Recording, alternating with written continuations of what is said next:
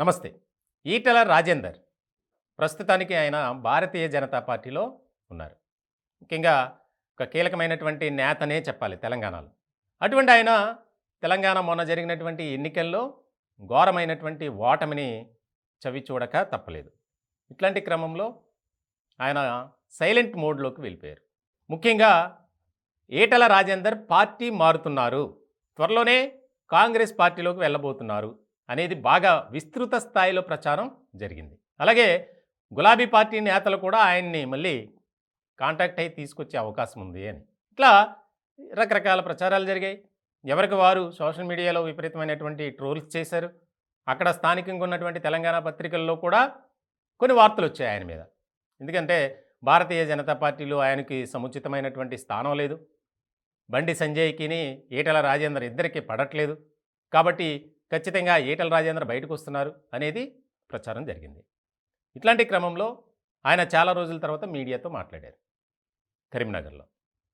ముఖ్యంగా నాపై వస్తున్నటువంటి ఈ వార్తల్లో వాస్తవం లేదు. నేను పార్టీ మారను.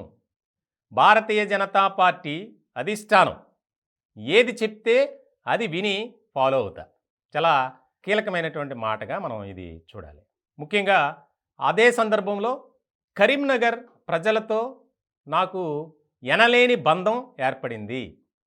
ఇక్కడ ప్రజలు చూపించినటువంటి ప్రేమ ఆప్యాయతలని నేను మరువలేను అని చెబుతూనే కానీ నాకు ఇక్కడ పోటీ చేయాలని ఉంది. కానీ పోటీ చేసే పరిస్థితి కనిపించట్లా అనే ఇంకొక కీలకమైనటువంటి వ్యాఖ్య. ముఖ్యంగా కరీంనగర్ నుంచి ఉన్నటువంటి ఒక బలమైన నేత బండి సంజయ్. బండి సంజయ్ ఈటెల రాజేందర్కు పడట్లేదు. ఇద్దరి మధ్య తారాస్థాయిలో వివాదాలు విభేదాలు ఉన్నాయని ఒక ప్రచారం జరుగుతుంది. ఇట్లాంటి సందర్భంలో నేను కరీంనగర్ టికెట్ ఆశించడం కరెక్ట్ కాదు.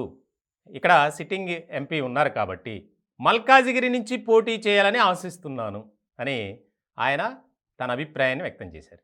వాస్తవానికి ఒకానొక సందర్భంలో ఈటెల రాజేందర్ అభిమానులు కూడా కాంగ్రెస్ పార్టీలోకి వస్తున్నారు అని చెప్పి ఒక హింట్ ఇచ్చారు.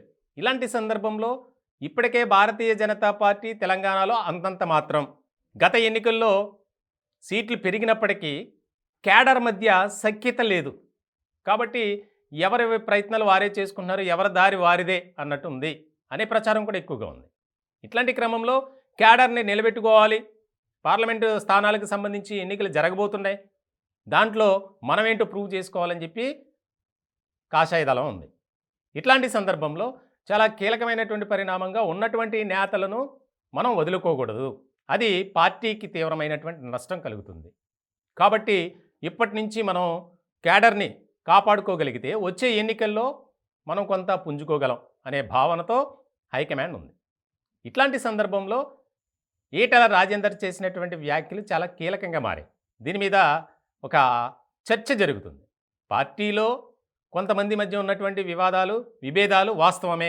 ముఖ్యంగా బండి సంజయ్ అలాగే ఈటెల రాజేందర్ ఇద్దరి మధ్య తారాస్థాయిలో ఉన్నాయి, ఇంటర్నల్గా జరుగుతున్నాయి.